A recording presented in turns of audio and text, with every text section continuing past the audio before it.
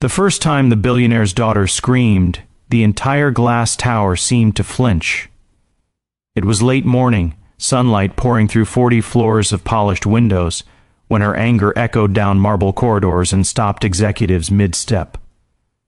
Assistants froze, teachers quit, therapists resigned, and security guards quietly stepped back, because no one in that building could handle her. She was known as the impossible child, the untouchable problem money could not solve. And yet, on that same bright day, a single father pushing a janitor's cart would do what none of them ever could. Before the story goes any further, take a moment right now.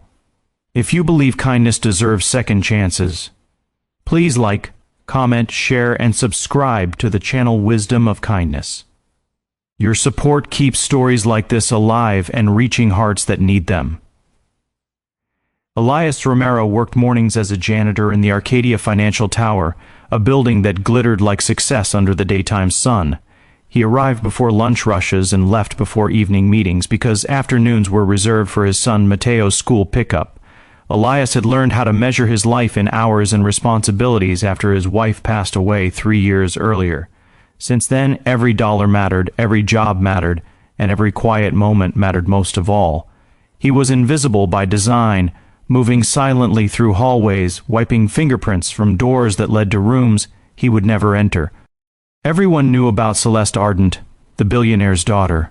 She was 11, sharp-eyed, unpredictable, and furious at the world in ways adults pretended not to understand. Her mother had died suddenly 2 years earlier, and her father had buried his grief beneath meetings, acquisitions, and glass walls. Celeste had been transferred from school to school, classroom to classroom, until her education was moved into the tower itself. Private tutors lasted days. Some lasted hours. By late morning, shouting broken objects and tears had become routine, echoing under bright daylight chandeliers. Elias knew all of this not because anyone told him, but because grief has a way of recognizing itself. He heard it in the pitch of her cries, in the way anger spilled without direction. He recognized it because his son used to cry like that at night, staring at the empty side of the bed where his mother once slept. Elias never rushed to stop those cries. He sat with them. He believed pain burned itself out faster when it wasn't punished. The day everything changed was a Tuesday washed in sunlight. Celeste had thrown a chair, sending it skidding across the learning suite. The tutor fled. Security hovered. Her father was in another city, unreachable. In the chaos, Elias entered quietly, pushing his cart because it was his scheduled floor. No one noticed him at first. He began wiping up spilled water, bits of paper, fragments of frustration scattered across the floor. Celeste noticed him eventually. She expected him to shout, to scold, to leave like the others. Instead, he kept cleaning, his movements steady, unafraid, as if storms were just part of the weather. His calm unsettled her. Her anger had nowhere to land. She screamed louder, but the sunlight didn't flicker, and neither did he. Elias did something no one else had done. He stayed. He didn't touch her things. He didn't correct her. He didn't demand respect.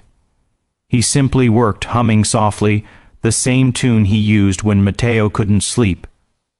The room filled with an unfamiliar quiet, the kind that arrives when someone refuses to fight back. Celeste sank onto the floor eventually, exhausted by her own rage, staring at the dust particles floating in the bright midday air. From that day on, she waited for him. Every morning during daylight hours, Elias found reasons to clean that floor. Celeste would sit silently at first, testing him. Then she began leaving messes just to see if he'd return. He always did. Slowly her storm shortened. Her silences softened. Elias never asked questions, but he listened when she spoke about nothing and everything, about how adults always left, about how money made people disappear behind glass.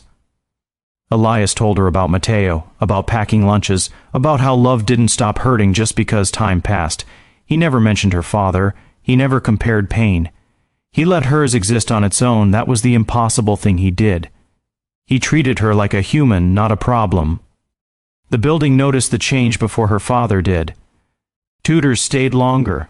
Objects stopped breaking. Sunlit mornings became manageable.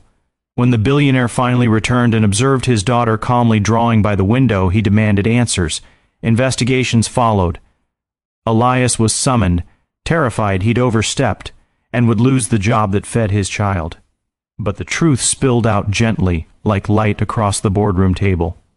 Celeste refused to speak unless Elias was present. She clung not to his authority but to his consistency. The billionaire saw something no report had ever shown him. His daughter didn't need control, she needed presence. Elias wasn't promoted, he wasn't given a suit or an office. He was given respect. His hours were protected, his job secured. And more importantly, his son Mateo was invited into a world that no longer felt so far away. Daylight no longer meant distance, it meant possibility.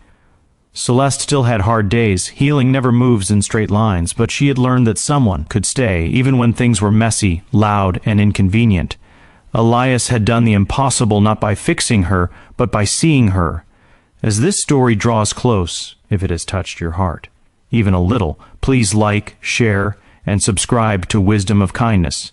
Your engagement helps these stories reach people who may be standing quietly in their own storms, waiting for someone to stay. And before the final moment, here is a special request. Comment one word that describes how this story made you feel. Your words matter more than you know. In the end, no one could handle the billionaire's daughter until a single dad janitor proved that kindness doesn't need power, wealth, or titles.